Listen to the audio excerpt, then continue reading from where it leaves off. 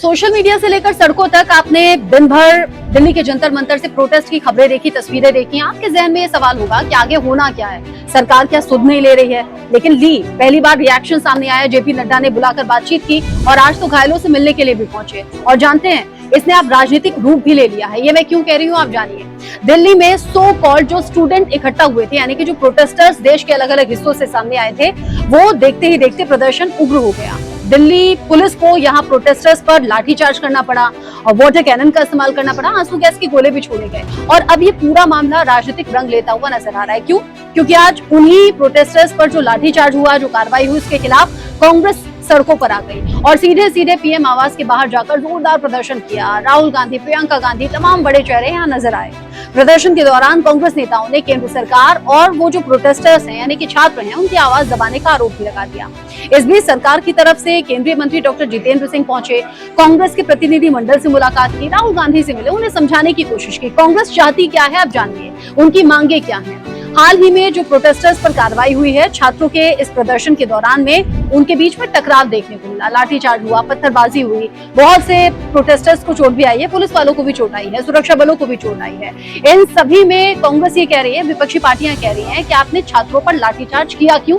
इसे सख्ती से नहीं निपटना था, इनसे बातचीत करनी थी। जबकि प्रशासन ये कह रहा है कि कानून व्यवस्था यानी कि लॉ एंड ऑर्डर बनाए रखने के लिए ये कार्रवाई जरूरी थी।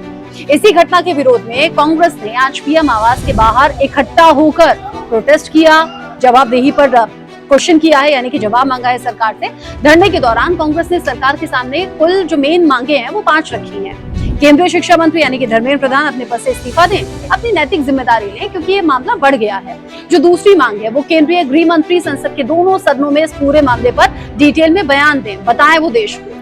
तीसरी मांग है छात्रों पर हुई कार्रवाई और पूरा जो घटनाक्रम हुआ है, संसद में इस पर विस्तृत चर्चा की जाए, विपक्ष चाहता है इस पर बात हो।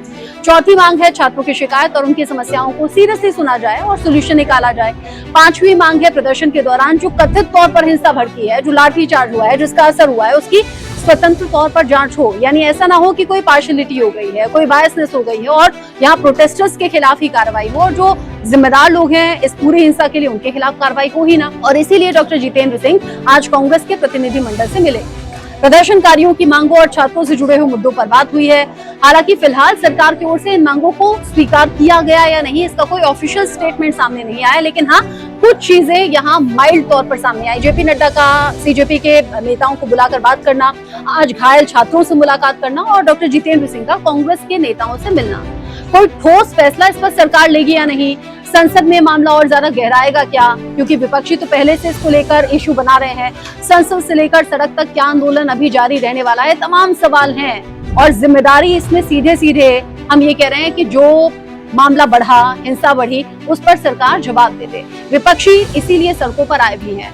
छात्रों के मुद्दों से शुरू हुआ ये पूरा मामला अब राजनीतिक रूप ले रहा है, क्योंकि विपक्षियों को बैठे बिठाए एक बड़ा मुद्दा मिल गया है। यानी सियासी घमासान इसमें ऐसे है कि सत्ता पक्ष और विपक्ष को आप सड़कों पर देख लेंगे।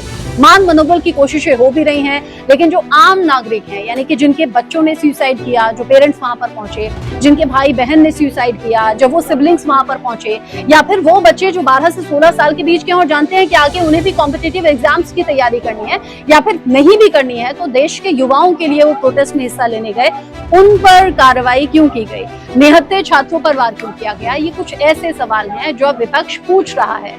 देखना होगा सरकार की तरफ से क्या जवाब दिया जाता है और जो कांग्रेस की 5 मुख्य मांगे हैं उनको सरकार कैसे हैंडल करती है। इस बड़ी खबर पर देश की निगाह बनी हुई है, आपके अपने चैनल की भी निगाह बनी हुई है। बाकी के अपडेट्स के लिए आप जुड़े रहिएगा इसी प्लेटफॉर्म के साथ।